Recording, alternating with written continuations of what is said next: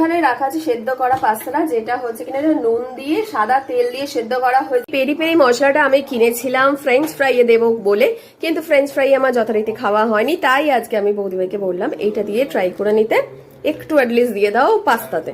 আমি জানি না কিরকম খেতে হবে, জাস্ট ফর একটা আমি টেস্ট করছি। এখানে তো কিছু লেখা নেই, এখানে ফ্রেঞ্চ ফ্রাই এর কথাই লেখা আছে।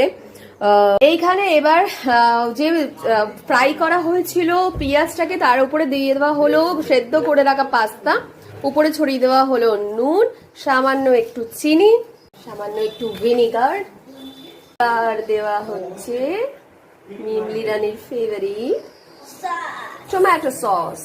এবার সেই মুহূর্ত দেওয়া হচ্ছে পেরি পেরি মশলা। এই পেরি পেরি মশলার জন্য কি তোমার কি খাওয়াটা ভিজতে গেল?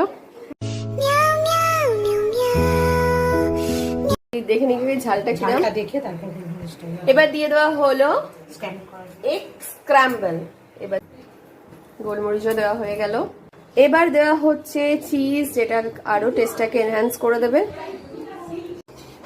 Yummy tasty pasta ready. Peri peri মশলা দিয়ে খেতে ভালো লাগছে, ঝাল লাগছে না?